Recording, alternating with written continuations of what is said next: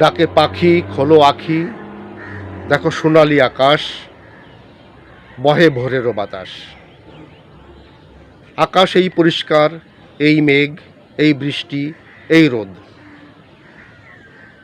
মেঘ, বৃষ্টি আর রোদের লুকোচুরি খেলা। এমন রোমান্টিক সকাল ঘুমিয়ে থাকার জন্য নয়, কথা বলার জন্য, গল্পের জন্য, আড্ডা দেবার জন্য। হ্যাঁ বন্ধুরা, একাদশ দ্বাদশ শ্রেণীর মানবী শাখার বন্ধুরা, তোমাদেরকে বলছি, আর ঘুমিয়ে থেকো না, এখনই উঠে পড়ো, যোগ দাও আমার আসরে। আজকে আলোচনা হবে ওআইসি নিয়ে, অর্গানাইজেশন অফ ইসলামিক কোঅপারেশন বা ইসলামী সহযোগিতা সংস্থা নিয়ে। এই বিষয়টি আমি নিয়েছি তোমাদের পাঠ্য বিষয় পৌরনীতি ও সুশাসন দ্বিতীয় পত্রের নবম অধ্যায় থেকে। তো শিক্ষার্থীবৃন্দ, আমরা বোর্ডে এসেছি। দেখো, নবম অধ্যায় বাংলাদেশের বৈদেশিক নীতি। আলোচ্য বিষয় হচ্ছে OIC, organisation of Islamic cooperation. এই সংগঠনের নাম একসময় ছিল অর্গানাইজেশন অফ ইসলামিক কনফারেন্স। 2011 সালের 28 জুন নাম পরিবর্তন করা হয়। তো আলোচনার সুবিধার্থে আমরা এই বিষয়টাকে 4টা ভাগে ভাগ করে আলোচনা করব। 1, ওআইসির ইতিহাস। 2, ওআইসির গঠন কাঠামো। 3, ওআইসির উদ্দেশ্য। এবং 4, ওআইসির সাথে বাংলাদেশের সম্পর্ক। তো আমরা এখন একে একে আলোচনায় যেতে পারি। প্রথমে ওআইসির ইতিহাস। আসলে এটা ইতিহাস ঠিক নয়, ওআইসি গঠনের প্রেক্ষাপট তো ইতিহাসেরই অংশ। তো এখানে কতগুলো তথ্য দেওয়া আছে, খুব সংক্ষেপে। 1967 সালের 5 জুন তৃতীয় আরব ইসরায়েল যুদ্ধ শুরু। এই আরব ইসরায়েল যুদ্ধর কথা এখানে আনা হয়েছে কারণ এই ওআইসি গঠনের পিছনে এই আরব ইসরায়েল যুদ্ধের ভূমিকা রয়েছে। আরব ইসরায়েল যুদ্ধ একটি নয়, অন্তত 4টি যুদ্ধ সংগঠিত হয়েছে। 1948 সালে ইসরায়েল রাষ্ট্র প্রতিষ্ঠিত হয় আরবীয়দের ভূখণ্ডে। তো এটা আরবীয়দের পক্ষে মেনে নেওয়া সম্ভব নয়।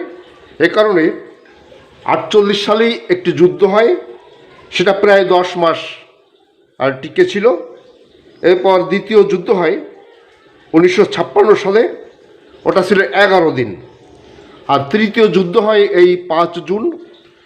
আর চতুর্থ যুদ্ধ হয় 1973 সালে 6 থেকে 24 অক্টোবর পর্যন্ত। এই 5 জুনের যুদ্ধ 6 দিন চলে। এটা সমাপ্ত হয় জুন মাসের 10 তারিখে। তো প্রতিটা যুদ্ধেই আরবীয়রা ক্ষুদ্র ইসরায়েলের কাছে পরাজিত হয়, মূলত পশ্চিমা বিশ্ব এবং আমেরিকার প্রত্যক্ষ পরোক্ষ সহযোগিতার কারণে। তো যাই হোক, এই যুদ্ধের পর 1969 সালের 21শে আগস্ট মুসলিমদের প্রথম কাবা মসজিদুল আকসায় অগ্নিসংযোগ করে ইসরায়েলরা। তো মসজিদুল আকসা হচ্ছে মুসলমানদের প্রথম কাবা। এটা আবেগের ব্যাপার, এটা মেনে নেওয়া মুসলমানদের পক্ষে সম্ভব নয়। এর প্রতিবাদে 14টি আরব দেশের পররাষ্ট্রমন্ত্রীরা কায়রোতে এক বৈঠকে মিলিত হন 25 আগস্ট তারিখে। তো সেখানে সৌদি আরব প্রস্তাব করে যে যেহেতু এটা সমগ্র মুসলিম বিশ্বের ব্যাপার, সেহেতু সমগ্র মুসলিম বিশ্বের সম্মতি নিয়েই কিছু একটা করা উচিত। তো সে কারণে পরবর্তীতে মুসলিম বিশ্বের রাষ্ট্রগুলোকে আমন্ত্রণ জানানো হয় এবং 22 থেকে 25 সেপ্টেম্বর মরক্কোর রাজধানী রাবা, সেই রাবাতে মুসলিম দেশগুলোর রাষ্ট্রপ্রধানরা শীর্ষ বৈঠকে মিলিত হন। 25টি রাষ্ট্রের প্রধানগণ এই বৈঠকে যোগ দেন। তো ওই বৈঠকের শেষ দিনে 25 সেপ্টেম্বর ওআইসি প্রতিষ্ঠিত হয়। বর্তমানে মোট সদস্য 57টি। এর সদর দপ্তর জেদ্দা। জাতিসংঘের পর দ্বিতীয় বৃহত্তম আন্তঃসরকারি সংস্থা বলা হয় এই ওআইসিকে। এটা মুসলিম বিশ্বের বলিষ্ঠ সংগঠন। এই এই সংস্থার অফিসিয়াল ভাষা তিনটি, আরবি, ইংরেজি এবং ফরাসি। তো শিক্ষার্থী বন্ধুরা, এই হলো ওআইসির সংক্ষিপ্ত ইতিহাস, বা বলা যায় ওআইসি গঠনের প্রেক্ষাপট। এবার আমরা যাব দ্বিতীয় আলোচ্য বিষয়, ওআইসির গঠন কাঠামো। ওআইসির গঠন কাঠামোতে তিনটি অংশ রয়েছে। এক নম্বরে মুসলিম রাষ্ট্রপ্রধান বা সরকার প্রধানদের শীর্ষ সম্মেলন। এই শীর্ষ সম্মেলন 3 বছর পর পর অনুষ্ঠিত হওয়ার কথা।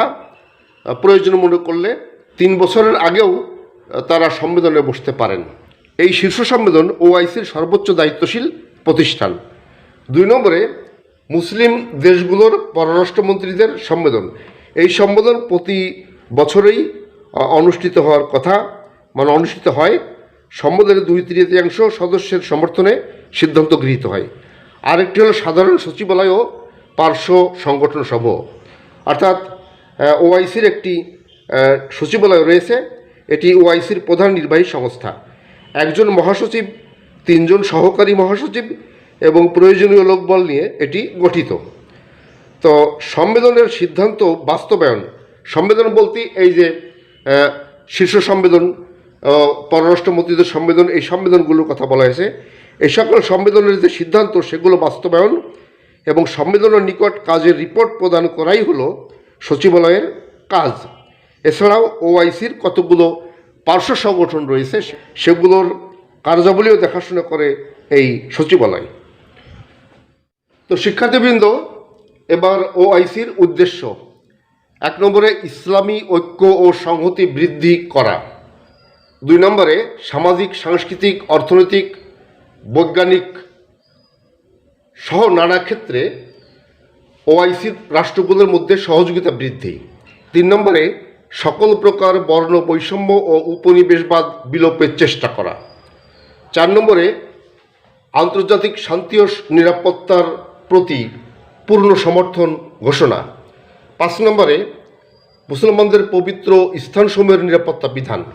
6 নম্বরে ফিলিস্তিনিদের ন্যায্য সংগ্রামের প্রতি সমর্থন এবং তাদের অধিকার আদায় ও তাদের দেশকে মুক্ত করতে সাহায্য করা।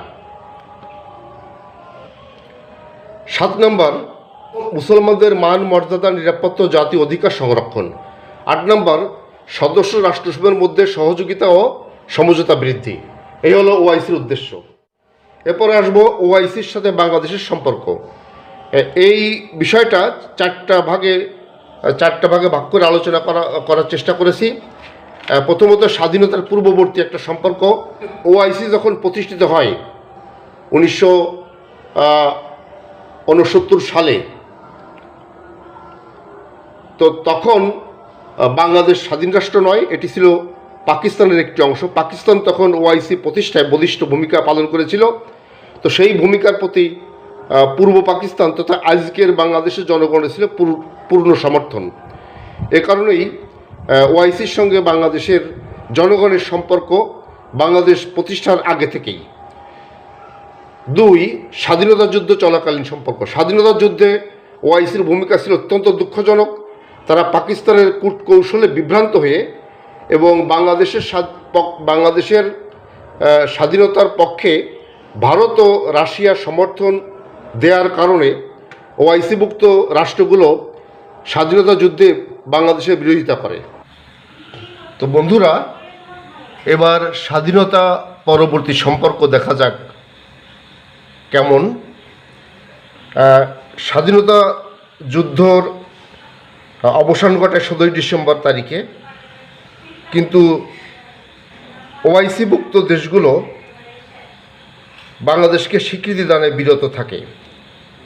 41টি দেশ স্বীকৃতি দানের পর মুসলিম রাষ্ট্র হিসেবে প্রথম ইন্দোনেশিয়া ও মালয়েশিয়া বাংলাদেশকে স্বীকৃতি দেয়। তারা দেয় 1972 সালের 25 ফেব্রুয়ারি। একই বছর ইরাক 8 জুলাই ও ইয়েমেন 31 জুলাই বাংলাদেশকে স্বীকৃতি দেয়। এভাবে মুসলিম বিশ্বের সাথে বাংলাদেশের সম্পর্ক গড়ে উঠতে শুরু করে। 1973 সালে এসে আফগানিস্তান সহ বেশ কিছু দেশ ওআইসিভুক্ত দেশ বাংলাদেশকে স্বীকৃতি দেয়। 1974 সালের 22 থেকে 25 ফেব্রুয়ারি পাকিস্তানের লাহোরে অনুষ্ঠিত হয় ওআইসির দ্বিতীয় শীর্ষ সম্মেলন। সেখানে বাংলাদেশ আমন্ত্রিত হয় এবং জাতির জনক বঙ্গবন্ধু শেখ মুজিবুর রহমান তাতে যোগদান করেন। সম্মেলনের প্রথম দিনেই অর্থাৎ 22 ফেব্রুয়ারি তারিখেই পাকিস্তান, ইরান ও তুরস্ক বাংলাদেশকে স্বীকৃতি দেয়। পরদিন অর্থাৎ 23 ফেব্রুয়ারি বাংলাদেশ ওআইসির সদস্যপদ লাভ করে। এরপর থেকেই মুসলিম বিশ্ব তথা ওআইসির সাথে বাংলাদেশের সম্পর্ক গভীর হতে শুরু করে। বর্তমান সম্পর্ক। সদস্যপদ লাভের পর থেকে ওআইসির সঙ্গে বাংলাদেশের সম্পর্ক দিন দিন গভীর হয়েছে। বর্তমানে বাংলাদেশ ওআইসির গুরুত্বপূর্ণ বিভিন্ন কমিটির সদস্য, যেমন 14 সদস্য বিশিষ্ট আল কুদস কমিটি, 3 সদস্য বিশিষ্ট তথ্য শীর্ষ কমিটি, 13 সদস্য বিশিষ্ট তথ্য সাংস্কৃতিক কমিটি, 23 সদস্য বিশিষ্ট ইসলামী সলিডারিটি ফান্ডের স্থায়ী কমিটি বা Islamic council for civil aviation ইত্যাদি। এছাড়াও ফিলিস্তিনিদের ন্যায়সঙ্গত দাবির প্রতি বাংলাদেশ অব্যাহত সমর্থন জানানোর কারণে এবং ইরাক ইরান বিরোধ নিষ্পত্তির ক্ষেত্রে বাংলাদেশ বলিষ্ঠ ভূমিকা পালন করায় মুসলিম বিশ্বের ভূয়সী প্রশংসা অর্জন করেছে বাংলাদেশ। 1983 সালের 6 থেকে 10 ডিসেম্বর ঢাকায় অনুষ্ঠিত হয় ওআইসিভুক্ত দেশগুলোর পররাষ্ট্রমন্ত্রীদের সম্মেলন। 1983 সালেই ওআইসির অন্যতম প্রতিষ্ঠান ইসলামিক ইউনিভার্সিটি অফ টেকনোলজি বাংলাদেশের গাজীপুরের বোটবাজারে প্রতিষ্ঠিত হয়। তো ওআইসি এবং বাংলাদেশের বর্তমান সম্পর্ক পারস্পরিক আস্থা ও বিশ্বাসের উপর প্রতিষ্ঠিত। যে রাষ্ট্রগুলো একসময় বাংলাদেশকে স্বীকৃতি দিতে চায়নি, সেই রাষ্ট্রগুলোই এখন বাংলাদেশের উন্নয়নের সব রকমের সহযোগিতা করে থাকে। বাংলাদেশের পণ্য এবং জনশক্তি ওআইসিভুক্ত বিভিন্ন দেশে রপ্তানি হয়ে থাকে। মোট কথা 1974 সালে সদস্যপদ প্রাপ্তির পর থেকে ওআইসির উদ্দেশ্য ও লক্ষ্য বাস্তবায়নে বাংলাদেশ বলিষ্ঠ ভূমিকা পালন করে চলেছে। এর ফলে এই সম্পর্ক মজবুত হয়েছে। তো শিক্ষার্থী বন্ধুরা, একটি বাড়ির কাজ দেখো। প্রথমে একটি উদ্দীপক। ক, একটি সংস্থা একটি ধর্মীয় প্রতিষ্ঠানে অন্য একটি সম্প্রদায়ের অগ্নিসংযোগের প্রতিবাদের পথ ধরে উক্ত সংস্থা প্রতিষ্ঠিত হয়। এটি হচ্ছে উদ্দীপক। প্রশ্ন ক, সার্কের সদর দপ্তর কোথায় অবস্থিত? খ, বৈদেশিক নীতি বলতে কি বোঝায়? গ, উদ্দীপকে ইঙ্গিতকৃত সংস্থাটির গঠন কাঠামো বর্ণনা করো। এবং ঘ, উদ্দীপকে ইঙ্গিতকৃত সংস্থাটির সাথে বাংলাদেশের সম্পর্ক বিশ্লেষণ করো। তো এই হলো আজকের আলোচনা। যে রাষ্ট্রগুলো বাংলাদেশকে স্বীকৃতি পর্যন্ত দিতে চায়নি, সে রাষ্ট্রগুলোই এখন বাংলাদেশের সুখে দুঃখে, সুদিনে দুর্দিনে সবসময় পাশে থাকে। ভবিষ্যতে বাংলাদেশ তার বলিষ্ঠ ভূমিকা পালন মধ্য দিয়ে ওআইসির সঙ্গে তার সম্পর্ক আরও মজবুত হবে, এ প্রত্যাশা করাই যায়। পরবর্তী ক্লাসে আলোচনা হবে কমনওয়েলথ নিয়ে। ততক্ষণে ভালো থাকো, সুস্থ থাকো, নিরাপদ থাকো, বৃষ্টি দেখতে থাকো।